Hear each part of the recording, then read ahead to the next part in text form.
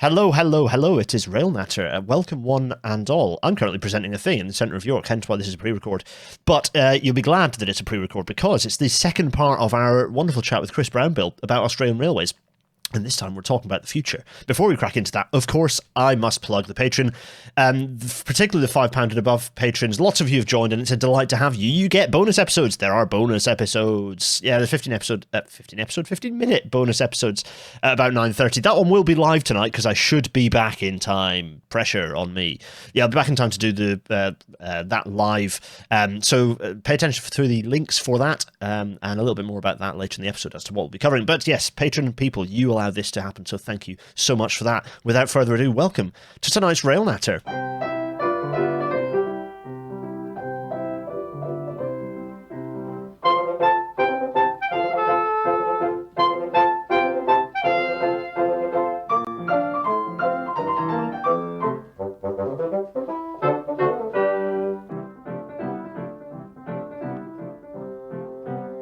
So, Chris, thanks again for joining us. Last time out, just peek behind the curtain, we don't know when this is going to go out, but it's lined up ready for you all. Last time out, we talked about the history and we talked about how we got the shape of the Australian railways and kind of how they look today, actually. So what you wanted to do, and what I thought is a terrific idea, is to then focus a tighter segment, if you like, on the future. On, at the end of last episode of the last Australia episode, part one, if you like, we looked at. We kind of ended by saying Australia's railways could have the opportunity to actually be extremely good in terms of where they rank in my top 20 in terms of overall modal share, with a focus on passenger railways. Freight is imperfect in certain locations. You talked about intermodal, particularly in the dense areas, not being well exploited, but the Australian railways could be immense if there was that extra focus on passengers. So what we've got this episode is we're going to do that. So the future, we're going to talk about the future. And Chris, you start us off with the map of the railways as they are today. So again, I'll let you sort of lead. And in fact, very briefly, for anyone who doesn't know who Chris is, a very quick introduction, Chris. While we look at this Australian map, I'll let you introduce yourself to people and then tell us, and then begin our tale of the future. Well, thank you, Gareth. Yes, my name's Chris Brownbill. I'm a long-time Australian railway watcher, not a professional railwayman, but I've been photographing and enjoying trains all my life, ever since I was a youngster. And I run the Australian Rail Maps website, and hopefully try to give back a little bit to the industry that has provided so much enjoyment to me through many, many years. And I guess that's part of why I'm here too. Absolutely, yeah. Long-time friend of the show, Chris. Yeah. So we have in front of us the rail network in 2025. Yes. With the various gauges. More on that in the previous episode. If you want to know why there are all these gauges, we cover that. Yeah. Yeah, I guess the key points are that there is the black lines there are standard gauge. That's the interstate spine network, if you like, with a little bit more detail around New South Wales because of its standard gauge heritage. That connects all the mainland capital cities and major cities together. And large amounts of narrow gauge, which is the red up in Queensland and in Western Australia and in Tasmania. You can see little bits of it in South Australia as well. And a little bit of broad gauge down in Victoria, the blue there. As well as significant standard gauge railways up in the northwest of Western Australia in what's called the Pilbara region, which are heavy haul iron ore railways, and that's our current. And I should point out little bits of green all the way up the Queensland, which are the sugarcane tramways, the very narrow gauge things, which are often overlooked, I might add. Yeah. And so if I look at this with my kind of Railnatter strategic head on, big things that jump out at me without looking at a population density map, big things that jump out at me are linking this area to the rest of the network. Is one thing that jumps out at me as a gap, even though this is not necessarily populous and is mostly industrial. It's interesting that gap exists, but it's also having a standard gauge spine that would connect up through these areas of railway up in the northeast to allow longer distance through trains as well. So some of this feels like strategic gaps as well as connectivity in the dense areas down here. Is there's only really 2 through railways down here that again feels like down this part, which feels like a potential emission. So yeah, there feel like some big strategic challenge. But anyway, I'm getting ahead of myself. Tell us. In fact, we'll jump a slide ahead, and we're going to talk about freight first, I think, aren't we, Chris? So yeah, I think so. Yeah. In no particular order. So which I confess, you tell us about some of these freight railways to give people an idea. As we pointed out at the end of last episode, freight is king in Australia. And why is Australia one of the most effective freight railway systems in the world? Well, we're going to have a look at some examples.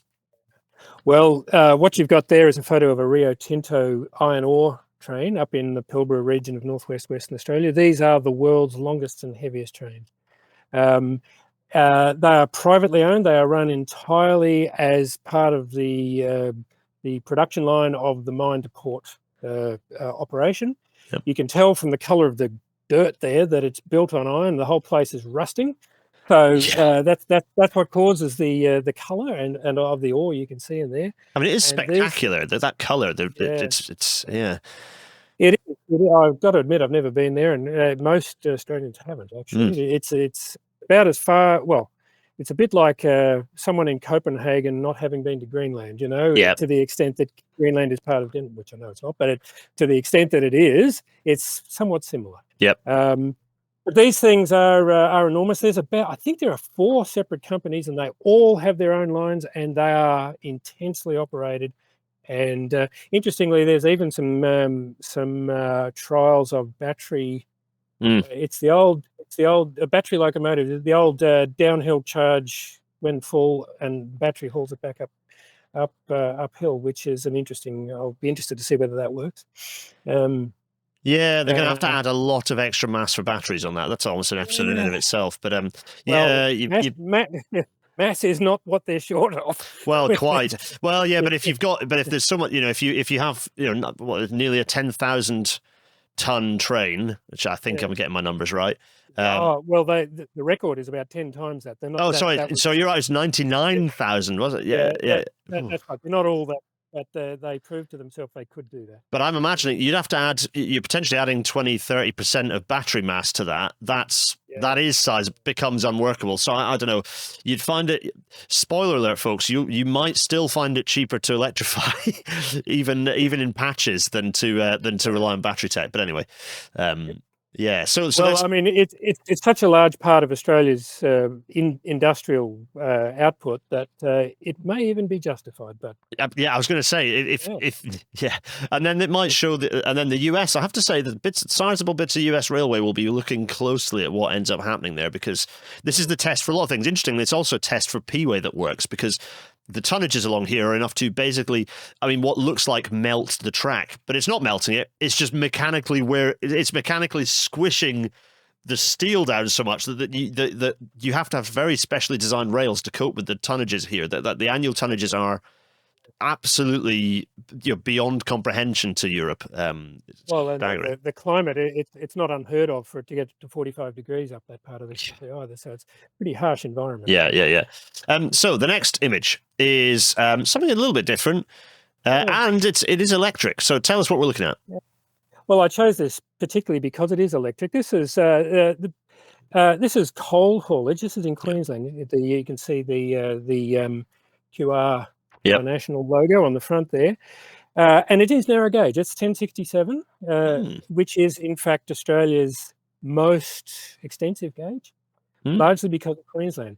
They have phenomenal coal reserves in Queensland, particularly also in New South Wales to a lesser extent, but primarily in central Queensland. And a lot of the railways, these are built on the government network, so they're not privately owned. They are extensions of the pre-existing narrow gauge network, which not all, but much of it is electrified at 25 kilovolt AC overhead, specifically for the purpose of hauling coal to the port. And we're talking hundreds of kilometres. Yeah. Haul it east to the Queensland coast, places like Gladstone, and it's a different Gladstone to the one we spoke about and Hay Point and so on. And they are quite impressive operations. Of course, the future of coal, well, Quite. Yeah. Ideally, wouldn't exist as a function at this point. No, that's right. But it is again one of Australia's major sources of export income. And these trains are an impressive operation, particularly narrow gauge. Yeah, it's staggering that it is narrow gauge. Yeah, as I say, the thing that people don't often realise is that whilst India and China are perhaps burning the majority of the coal on the planet, Australia is the one giving them the coal in the most case. So Australia bears an enormous responsibility for current carbon emissions in the present day, although not if we look at cumulative emissions, but certainly major output. And then this raises interesting questions like, what are the finances of the railway should it disappear overnight? What are the finances of the country should it disappear overnight? How upset does Rupert Murdoch get if the coal disappears? Questions of this nature. But from a railway operator's perspective, it's an interesting, it's certainly an interesting operation. It certainly is. And indeed, a good part of the North Coastline, which is the coastline from Brisbane up to Rockhampton, is also electrified. It was electrified in the 1980s at much of the same time that this was being constructed. But unfortunately, it's lying, whilst it's a busy railway, only one electric train per day uses it, all goes to diesel.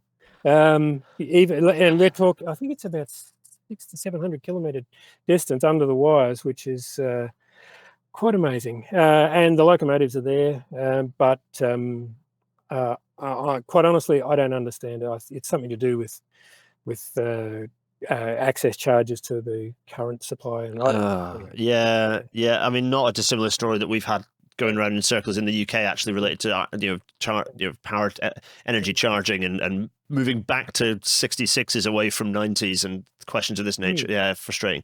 So, and then we get, now this has to be instantly. This has to be a sugarcane train, right?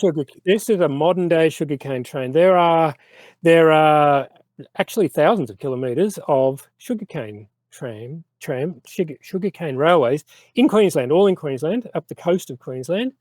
And these things have traditionally been hauled. The harvest has been hauled by tramway, these little tramways, which form an impressively dense network around the sugarcane growing areas of Queensland. And you might think that they're a bit of a historical anachronism. Well, they're not. That's a new absolutely. And that's hauling what looks, I don't know how long it is, but it looks to be a reasonable load there. Yeah. And I'm not an expert. I'm no sugarcane farmer or certainly not any sort of farmer. But my understanding is that the logistics of the tracks are there. This is a very wet climate, which would be challenging for any other form of, trucks getting bogged. Yes. Okay. Yep.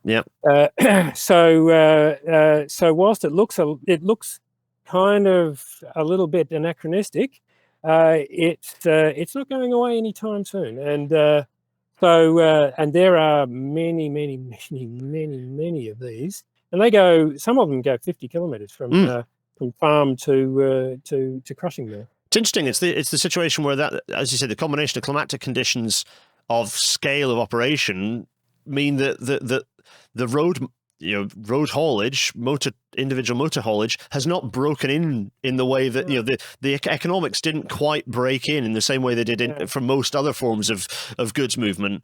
And it's good because now we're at the point where you'd struggle to make the case work to strip this away and go for HGVs. It just wouldn't work, actually. And so now we're in a much more, with broadly a more sustainable view. The industrial carriers, putting to one, I don't know much about other working conditions and other such things. Sugar always brings to mind certain connotations, but seeing this is a modern operation and one that couldn't be absolutely be run sustainably, right? So there are a couple of road-only serviced mills, I believe, but they are very much in the minority. Interesting, yeah. Okay, they're the smaller ones. So.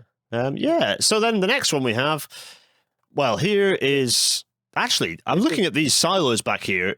Are we looking at a grain train? This is a grain train. Yes, there's a significant amount of grain on all gauges, actually, and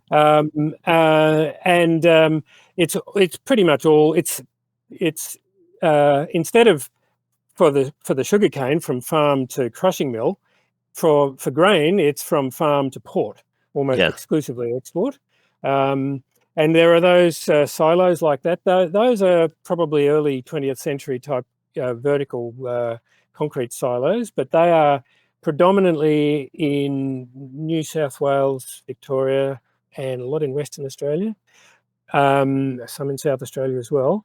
They're moving more to more ground-based, like just heaps, I think, these days. And but there's quite a lot. And in fact, it's quite a amount of the broad gauge network that survives is still dedicated to hauling. Yes, you did say earlier actually with the map that a lot of that broad gauge, the 1600 mil, is for grain. Yeah. Yeah.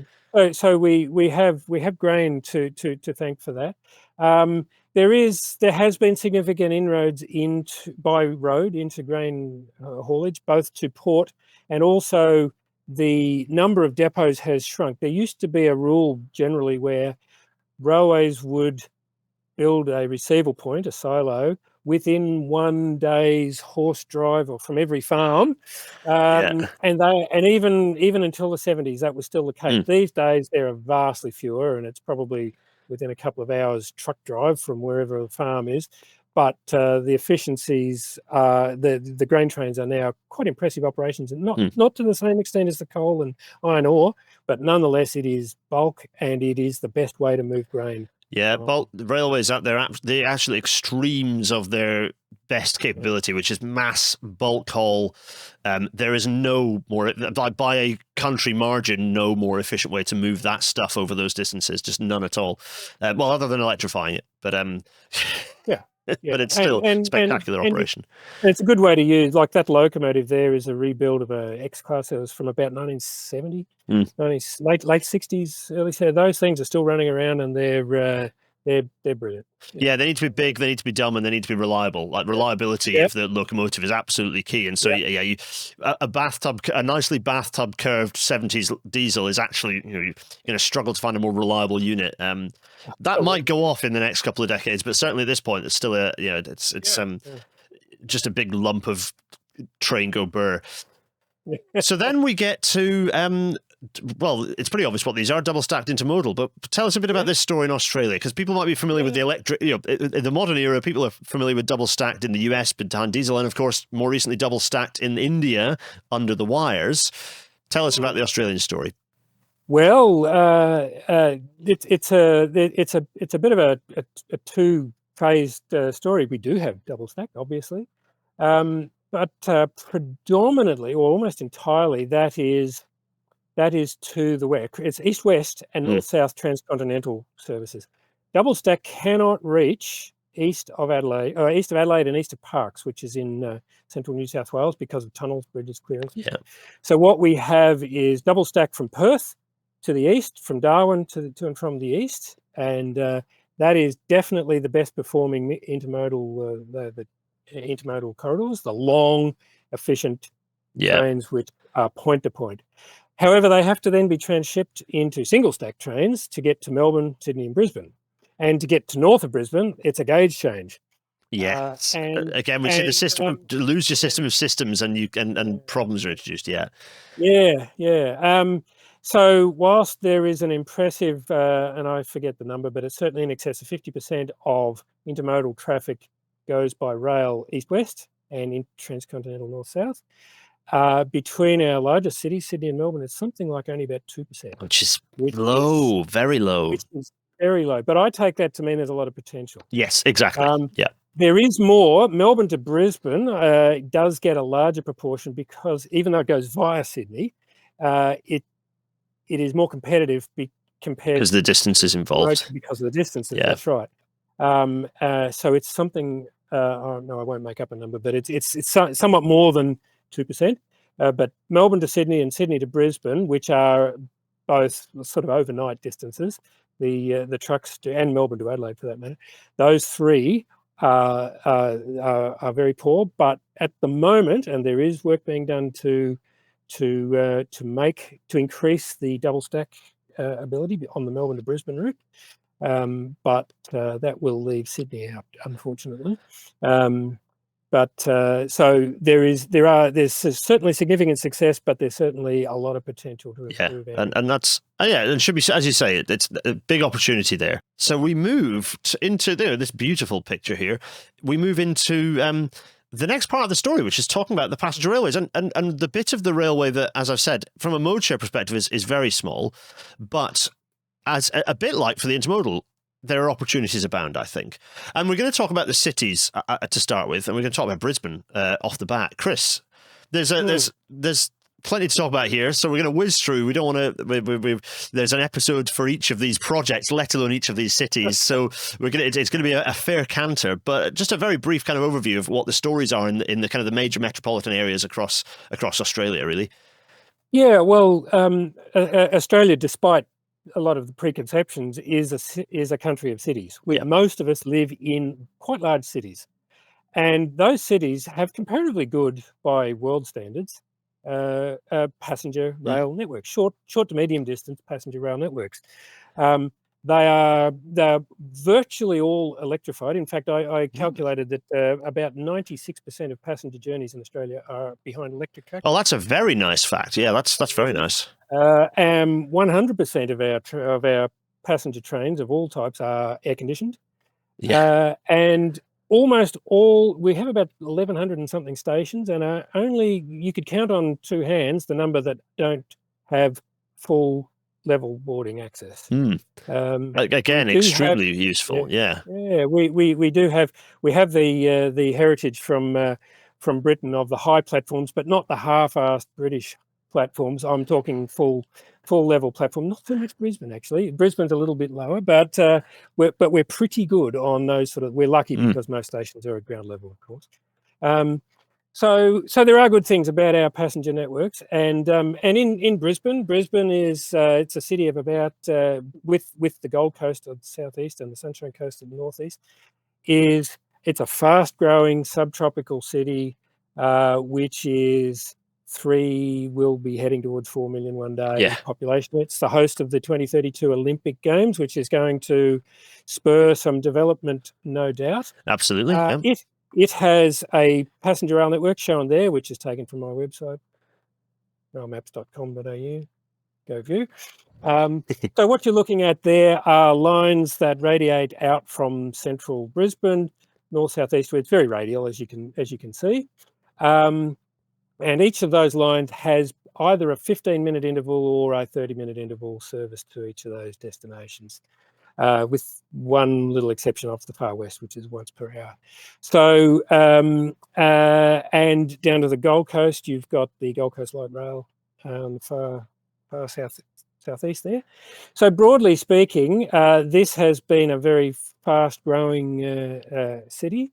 It does have a unique problem in Australia in that the governance is divided between the state government and the city council. The city of Brisbane is the most populous city in municipal terms, and it runs the bus network, and they run it in competition to the train. Whoops. And they have they have this thing called the Metro, which I'm not going to get into, which is actually an electric bus.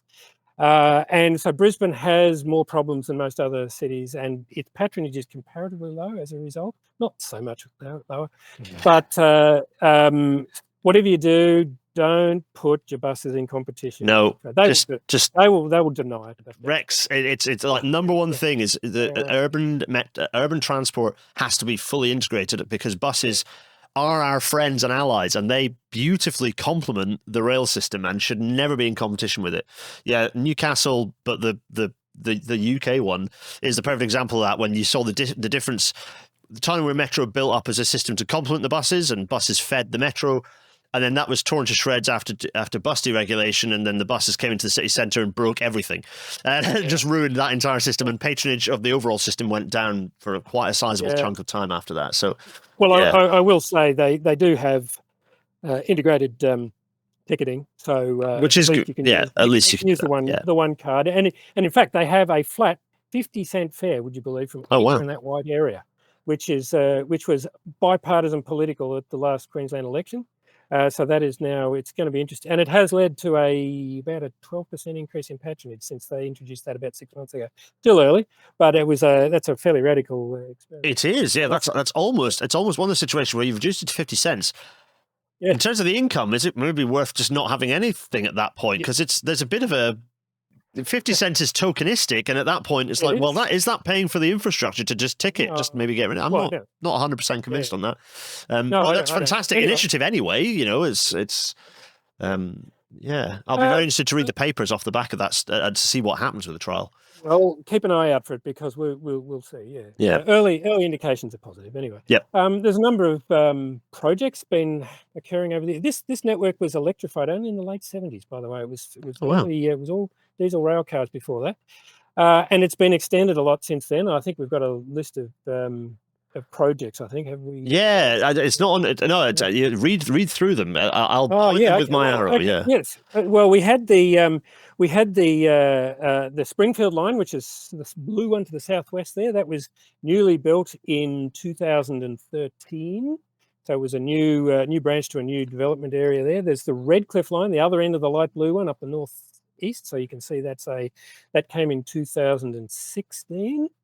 So you can see you've got a whole new through city line there. Yes. Gold Coast Light Rail down the bottom right. You spoke about that before. That opened in first stage 2014, extended to connect with the railway, the yellow line there in 2017, and stage 3, which is in the pinkish bit down the bottom in 2026. That's been a fantastic success. Gold Coast is a linear city. It's not my favourite place. It's a bit like Las Vegas or whatever. But I tell you what, but I've got to say, the light rail has been, in my opinion, one of the most fantastic things that's ever happened to that place, and it's exceeded expectations in terms of patronage. And it's possible even there might be a fourth stage which takes that line further down to the airport and even across the state border into New South Wales. Oh wow! Okay, yeah. Which we'll see how that goes. There's no guarantee of that, but that stage 3 will be open next year. Then the big one is Cross River Rail, which is a whole of course, city, which is opening in 2026. That's that light lilac-y colour thing there, which will take trains from the Gold Coast, run them through new stations in the city, under Roma Street Station there, and up and out. And I think it will through work with the airport, which is the yellow line, or well, actually they haven't actually. I don't think they've actually announced exactly what the operating patterns are going to be. But it may also be up on the green line up to Nambour, way up and out there. So have an interurban operation through there. Yeah, and I don't know what that distance is. It's a long distance. Yeah. And then also what you can't see here, it's not even on my map yet, is a thing called the Sunshine Coast Railway, which will branch off about at the top and head east towards the coast, and that is planned for about 2032 when the Olympics are there, and that will connect the Sunshine Coast, which is Australia's largest population centre that does not and has never had any railway connection. There's possibly going to have Olympic events there, but of course that's not the right reason to build that. It is a major city in its own right, so that will be a major project, which they're going to have to get their skates on to get that. I was going to say, talking about major project, urban area, that's but good, and it hopefully a spur for both literally and metaphorically for expanding a network for that urban area, because it's not just a linear system. It's not linear in the same way the Gold Coast is. If my geography of that area is correct, it's much more of a sprawling, hub and spoke urban area without any rail. It's more low rise. They're looking at creating a bus rapid transit from the railhead to serve the various towns, Caloundra and Maroochydore and other places along there. But it will probably end up growing even further to end up being more like the Gold Coast, I imagine, in years future. So that's Brisbane. That's Brisbane. And a lovely picture at the bottom here of one of these Gold Coast. Yeah. Sort of the yellow. I guess this is the line. The Gold Coast line. This is not light rail we're looking at. This is that's the yellow line down to exactly City Lake. Yeah, which gets a 30-minute interval service, which is quite again narrow gauge. Yeah, I was going to say to compare it. So that's 30-minute interval for a suburban railway is not terrific. But the point is that this is the distances involved here. That it's more like commuter rail type. Yeah. And are there discussions about increasing frequencies on some of these lines? Is that something that realistically gets talked about? Half an hour. Well, they're building more stations. They're going to add more stop in there. Actually, I haven't included these on, but they are in fact actually adding separate tracks further in where you can see the yellow line and the red line are co-operating. Yeah, so you end up. So the point is that actually in the urban core, you get the frequencies climbing because actually it's a number of branches meeting. Yeah. Okay. Yeah. That's right. Hence the Valley of Cross River Rail, because that's currently a major constraint on the ability to run any further services at the fringes. Exactly right. So you would think to get the full benefit of that, they will. I would like to think they could go to 15-minute interval service. We're talking an hour and a half. From there. That's a long operation. Yes, exactly. It's more like the very edge. Well, it's not more. It's different too. But I suppose the UK parallel is the fringes of the Thameslink system, like right up at the edges like Cambridge and Bedford, where you are that much further out of the urban core, and so frequencies do drop away a little bit. Yeah. Possibly, but the population, like Gold Coast has 500,000 population. Yes, so we're talking, and the Sunshine Coast is a bit short of that, but it will grow to that, So yeah, frequency. I'd hope 15-minute frequency and below that starts reaching a point where you get a tipping point of like, this is much more convenient than the alternative for me. And so right, Brisbane. Let's not. Time is running away from us already. Sydney, the lovely busy Sydney. Yeah, well, Sydney, it's the arguably Australia's largest city, 5 million. There's a bit of a debate as to whether it's Sydney or Melbourne. Roughly both around 5 million population in the catchment area. Has a large heritage electric railway, which you can see there, which has got lots of loops upon loops and loops. Yeah, loops all over the place. Yeah. Yeah, mostly operated by double-deck trains, as you may be aware. Yep. It's all standard gauge. Everything here is standard gauge. Sydney, Sydney has probably the largest program of works underway, and so the first one of those was in 2015, the Leppington line and the southwest, the purple and blue thing and the west there. Down here, but that was a new branch built out to a new housing estate. In 2015, and that gets a 15-minute interval service into both into Sydney on the blue line, the T2, and also on the purple line, a cross city line up to the northwest there. You'll notice via Parramatta, which is not only the terminus of Australia's first railway, but also a major hub in itself, as you can sort of see. Yeah, you can see that a lot of stuff is going in and out through there. Yeah. So that's a major hub. So that was built in 2015. Then in 2019 was Metro Northwest. So that's that light tealy coloured thing to Tallawong. Oh yeah. Centre there. So that opened. Yeah. Well, it actually only opened from Chatswood in 2019. That's an automated metro. That's the photo down the bottom of the screen there. Fully automated. Yes. Australia's first fully automated metro.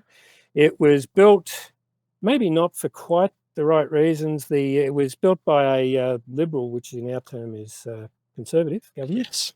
And they were really attracted to the idea that it was driverless. Because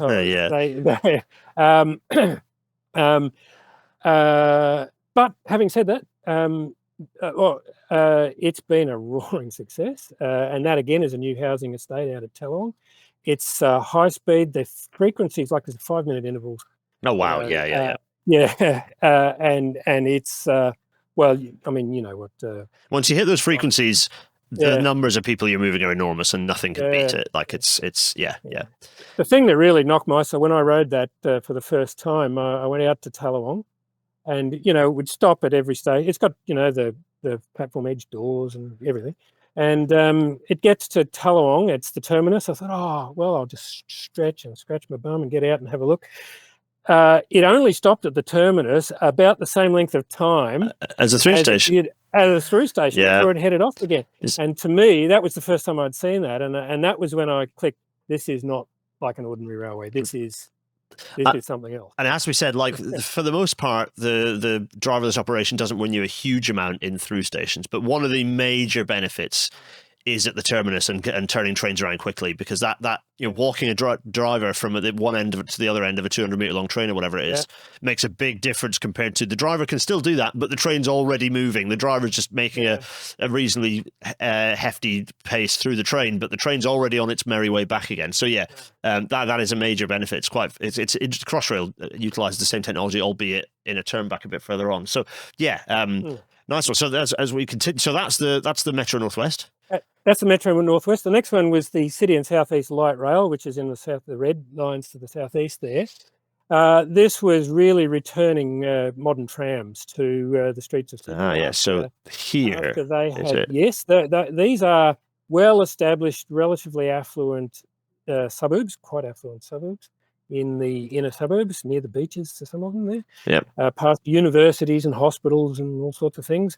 And importantly, through the heart George Street, which is the main thoroughfare in the centre of Sydney, up to Circular Quay, which is on the loop at the top there. This was, that's right. So these two lines, L2 and L3, came along in 2019, 2020. They pedestrianised George Street. These things, each of them they are massive trams. They're double coupled. Each of them is longer than the largest tram I've ever seen. So they're double length. Interesting.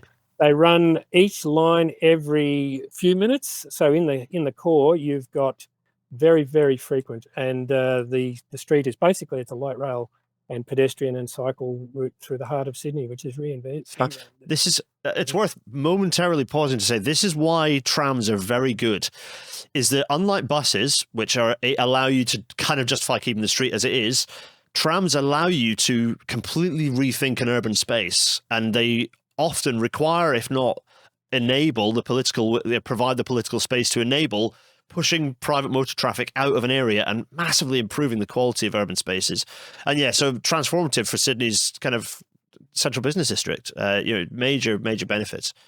Absolutely. And I will again give credit to that same government, that same Conservative government, who actually did push that through. It was quite remarkable that they did that.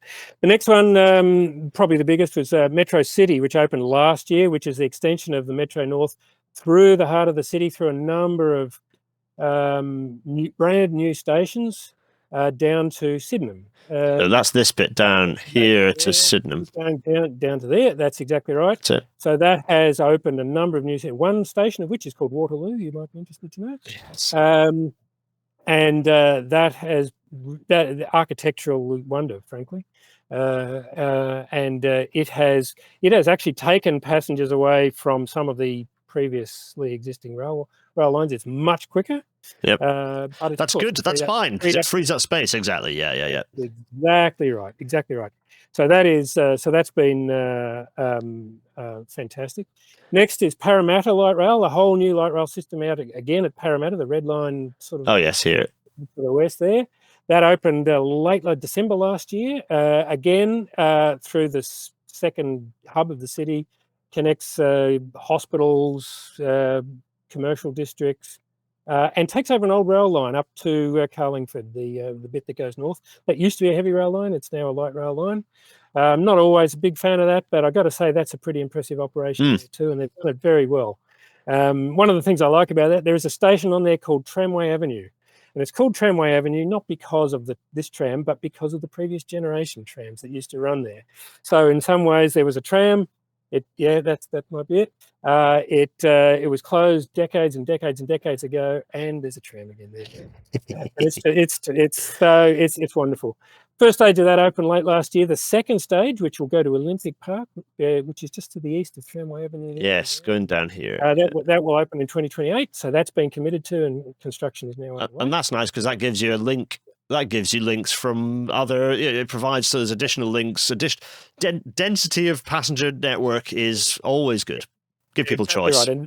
And that right there is the site potentially for one of the major urban redevelopments. The Olympic Park thing itself spurred an urban redevelopment, but there's more right there. The next one will be Metro Southwest, which is a further extension of the previous Metro West across to Bankstown. That was a former heavy rail line that closed last year for conversion to Metro. So that will be integrated into that first metro. It'll be that U-shaped line. That will open 2026.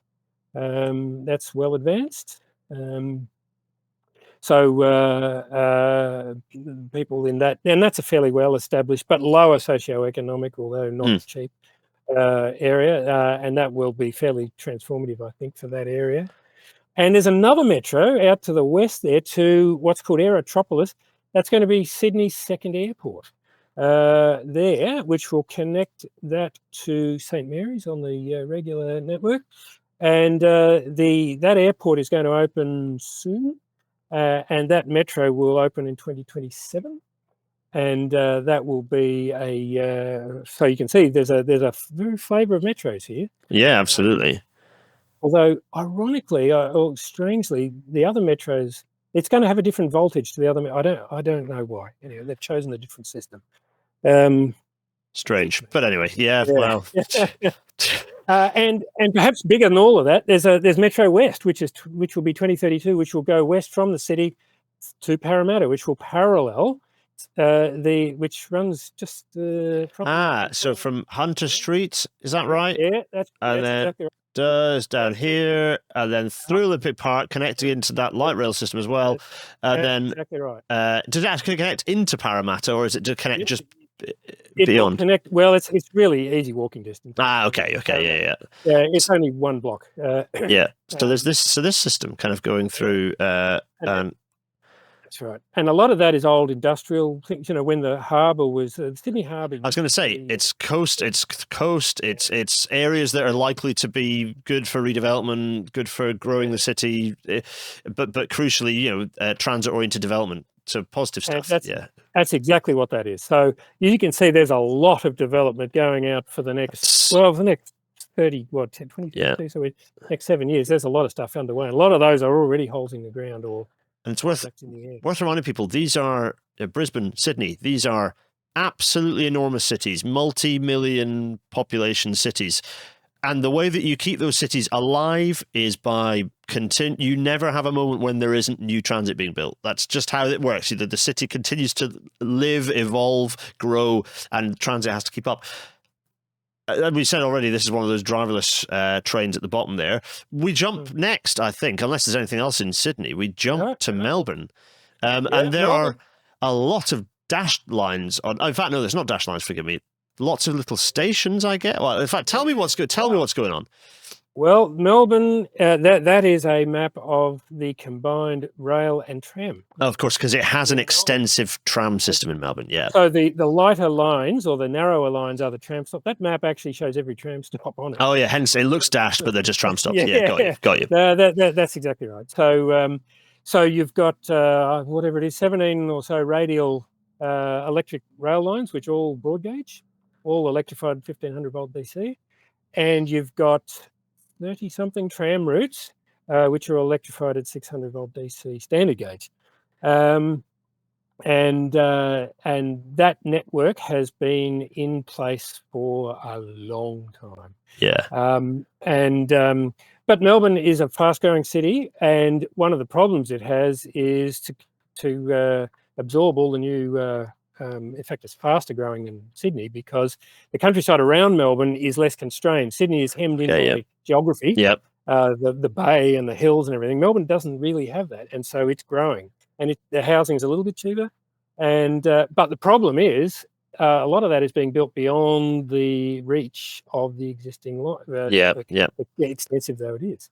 So there are some projects underway. The first one was Regional Rail Link, which if you look over to the left, the purple line heading north-south there, that was a new line built in 2015. That was built expressly, pardon the pun, to take long-distance trains from Melbourne to southwestern Victoria. It's a non-electrified broad gauge line. But what's happened is that area has exploded in population. And so now there are local trains running from Wyndham Vale and Tarneit into Melbourne, and it's become a very high demand. It is definitely the highest demand non-electrified line in the country, those two. And there will inevitably one day they're going to have to electrify it. But Melbourne's development, you might be able to see from that, it's very lopsided. It's gone to the east, but not to the west, and yes, yeah, grows to the east. So the inner west is ripe for expansion. So that was regional rail link. The next one, there was a Mernda extension, the very north of the red line there. There was about 4 stations built new to extend that to a new housing estate on the northern outskirts in 2018. So that's where, forgive me, that's the red, that's over here. Is it this side? No, it's the direct straight due north. This one. Okay, yeah, this one. Yeah, that's it there. That went from Epping up to South Morang and Mernda, which extended to new housing estates up there. So that was 2018. But perhaps the biggest one, and it's a bit difficult to know how to point to this one, is the level crossing removal program. It's clever, very clever story.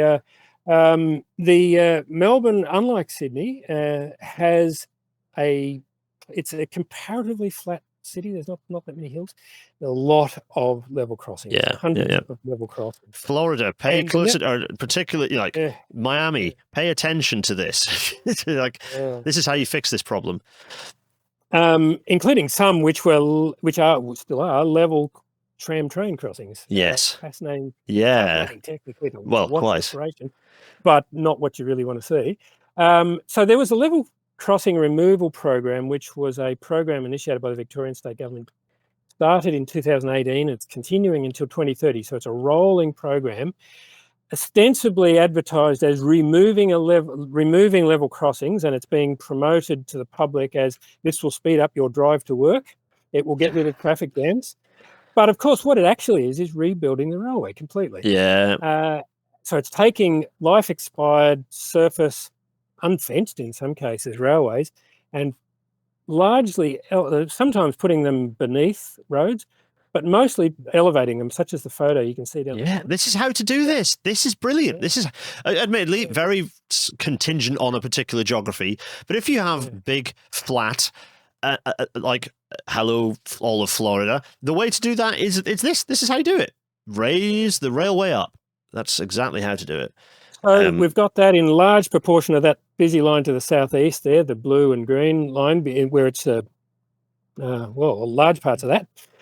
And both right the way out to almost to the end. So a number of new stations, many new stations. They've actually removed more than 100 level crossings. Oh, wow. In the past, since 2018. There were a couple done before that, which was sort of proof of concept. But they've been done there. They've been done to the north up on the red line. They've been done on the yellow line up to the north. And it's still going. There's another 30 in the works that we know about, and it's not guaranteed that there won't be more beyond that. So there's fundamentally changed the way that many of Melbourne's electric railways look. Brand new stations. They've got new. You can see an example of it down there. Yeah, absolutely. Undercover gives you shelter from the rain or from the sun.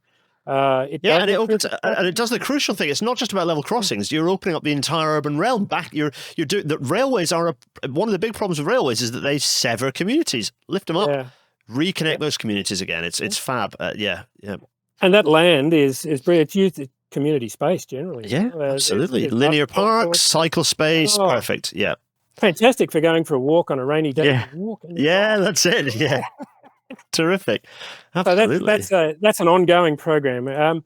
Biggest one probably is Melbourne Metro. Biggest one currently underway is Melbourne Metro Rail, a whole new through the city line, which is running. Well, how can I explain this? It will connect from South Yarra, which is just south of the city loop. There, you can see it's running east-west, and it will turn and run parallel. Oh yeah, here's South Yarra. So South Yarra. Yeah, that's right. So it runs west there. This that goes up, and then comes up here, turns left and goes out to the left. Yeah, and joins up with the yellow one to the left. Yeah, there we are. And so what that will do is that will mean that they will through route the lines from the blue with the Sunbury line to the northwest there, and that will become a separated modern metro line to effect. Yep. And that has been done in conjunction with the level crossing removal. So the two things haven't been isolated. Yep. You'll have it won't be automated. There will still be drivers. This is a Labor government in Victoria. They're not going to get rid of train drivers, unlike Sydney. But it will be a modern. Railway, and it will be level crossing free as will a couple of the other lines. That is due to open this year. Oh, wow. Okay. The state government has been playing a big game on that. They've been advertising it.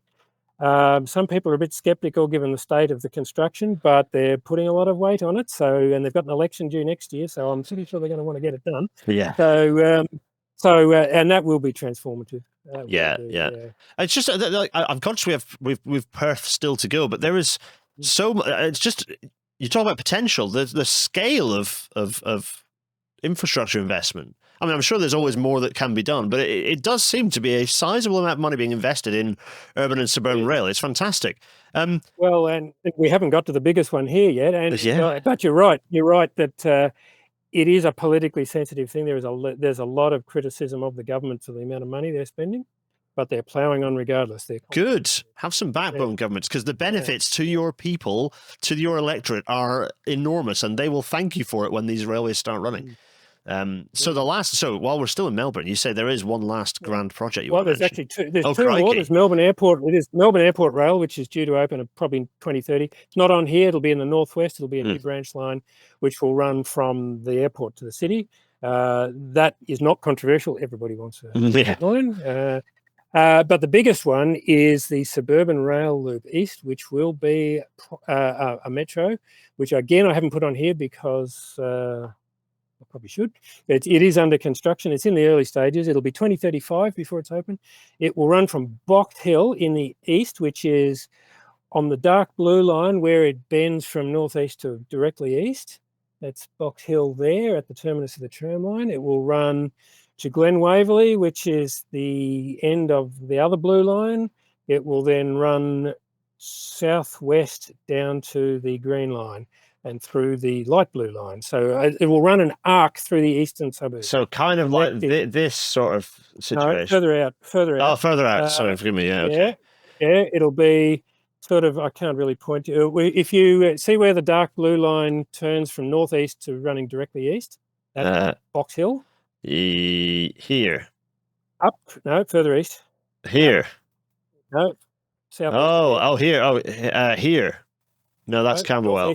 Box Hill. I can see it. It's here. It's there. Yeah. There we go. It'll run southeast of there down to Glen Waverley, which is the terminus of that other line. Yeah. Oh, yeah. There we go. So to here. It will then run southwest via Monash University, Australia's largest university, which is not on any railway, and it will connect to Clayton, which is on the next here. Down.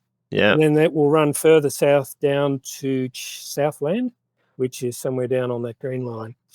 Yeah, there, here, Southland. Here. So what that will do is it will create an arc through the eastern suburbs, creating, for the first time possible, non-radial travel. Absolutely, extreme. Yeah, those circumferential routes are absolutely critical to enabling more non-regular journeys and more people to travel who would otherwise not do that by rail because they'd have to go an hour in or a long journey in before then coming back out again. Absolutely. So that's two massive major projects. What year is that?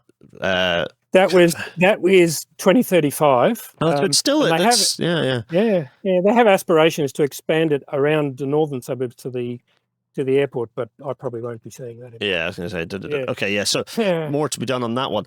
So that's so Melbourne, huge amounts of work.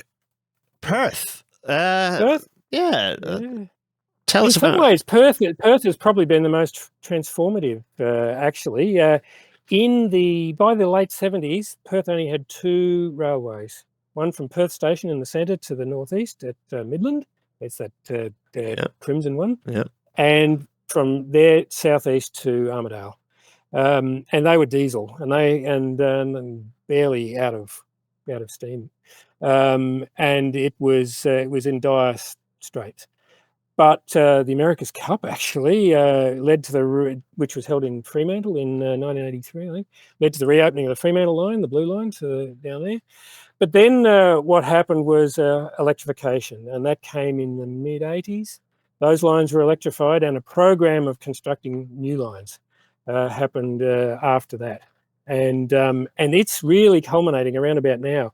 The Perth Airport line, which is the teal line to the east, a place called High Wycombe, which sounds very British, but it actually is just one station beyond the airport. That opened in 2022. so you can go straight in from the airport to Perth. Yep. The next one was the Yanchep extension, 2024. The last 3 or 4 stations up there to new housing estates. The Ellenbrook line, that opened 2024 as well. That's the red line up in the north. Yeah, there we go. Opened just last year. A whole new rather desert for rail services. 2 days ago, as we record this, the Thornley to Coburn line opened. That's the Lavender line. Yeah, this one here, yeah. Yeah, that opened on Sunday this week, which is the first sort of cross suburban line. You've then got the Armidale line elevation. You'll notice it's marked as out of service at the moment. It's being rebuilt in much the way as level crossing. Okay, yeah. In Melbourne is. That has been completely rebuilt and extended by 1 station to Byford at the end, which is a new suburb down there, and that will happen by next year.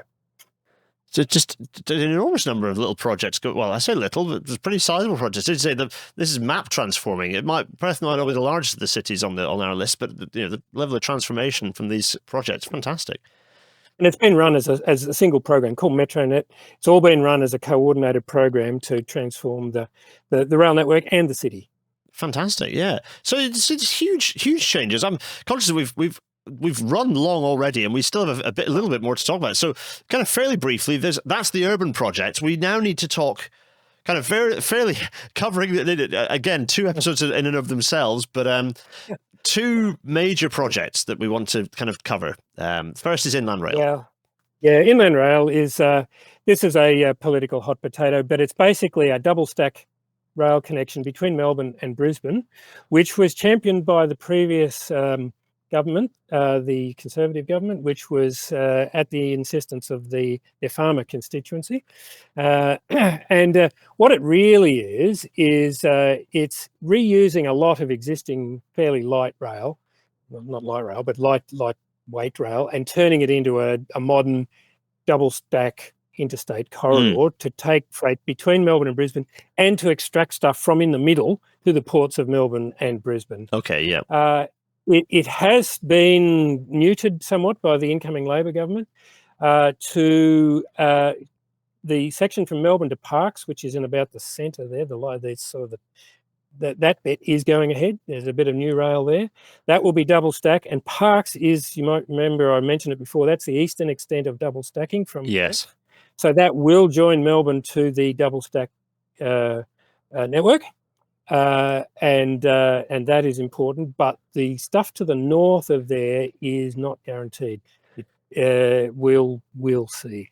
This will come in the next few years. Well, most of that construction, the southern part, is underway.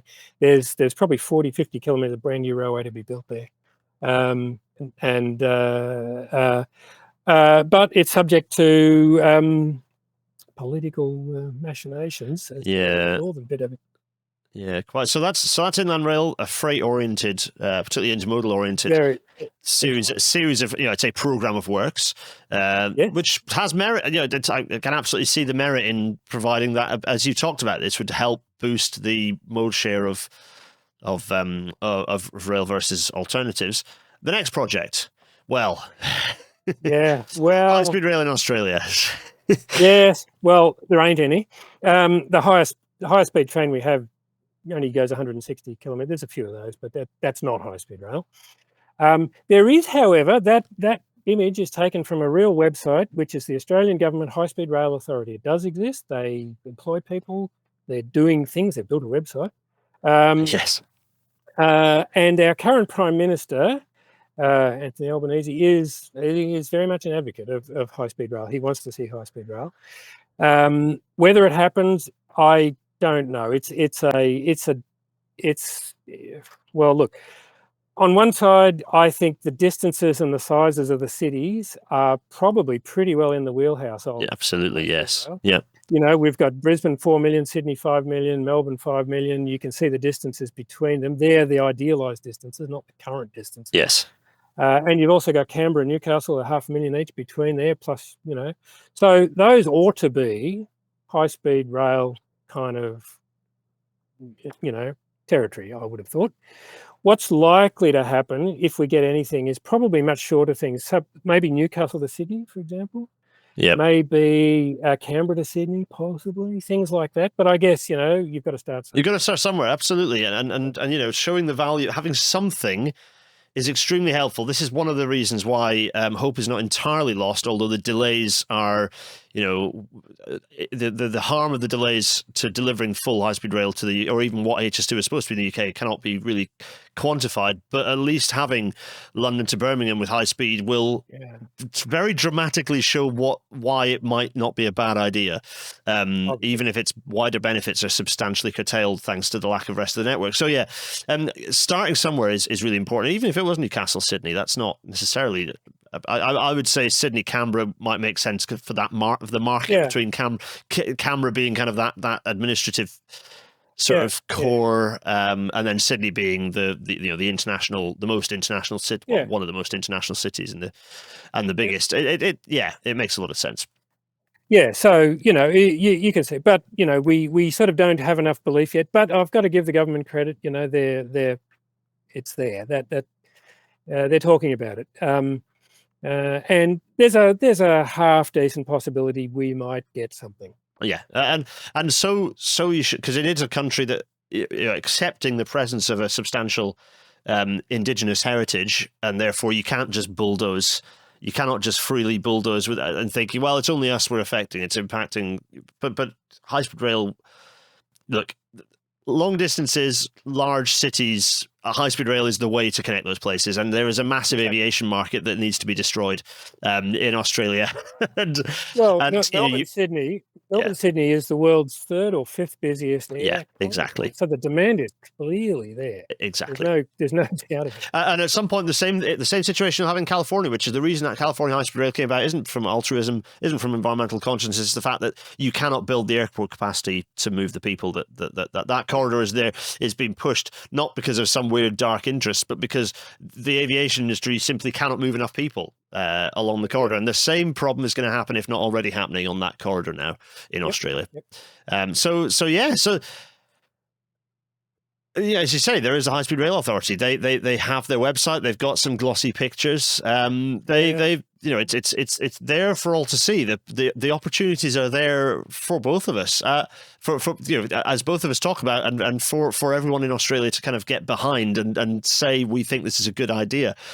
Chris, I just wanted to sort of say thanks for both episodes, really. But this week we've gone through we can a high-speed canter through the high-speed bit, because there isn't a huge amount to say beyond what we did. And I'm glad we focused on the city stuff, because as you talked about, Australia is a country of cities with its modern population. And there's just so much. Chris, thank you so much for going through all that. It's been tremendous. A high-speed canter, but there's more to say as well. Well, yeah. Look, thank you. I'd love to think I'm a bit of an optimist. I'd love to think that we can get high-speed rail one day. I wouldn't have believed we'd have trams in so many cities or metros. After all, and I'd love to think that one day we could have a high-speed train running between Melbourne and Sydney that looks something like that website, and maybe it might even be named the Spirit of Progress. Wouldn't that be fantastic? A beautiful, that's it. Rounding us back to the very start, Spirit of Progress. That would be very nice, and I think crucially, comes back to the point that you made about about opportunity.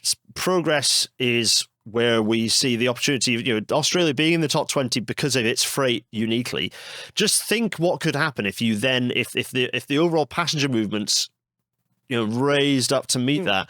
You might be in a situation where Australia starts having a world-beating overall railway system. Wouldn't that be fun to lord over everyone else? Wouldn't that be fun? On which note, Chris, thank you so much. Thank you very much. It's been a great pleasure. Just before we close out properly, a little heads up. Tonight's bonus episode is looking closely at the Portishead plans, ish.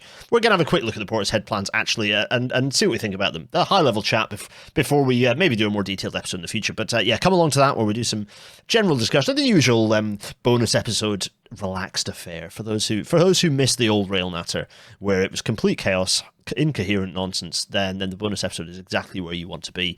Subscribe to the Patreon for £5 or more to come and join us for that. And the other thing, of course, is Wednesday, 10th September, coming up very soon. Come along to kind of a live rail natter about the future of railways beyond 2025 up in Darlington. Should be a delight. And next week, who knows? Without further ado, good night, everyone. Good night. Cheerio.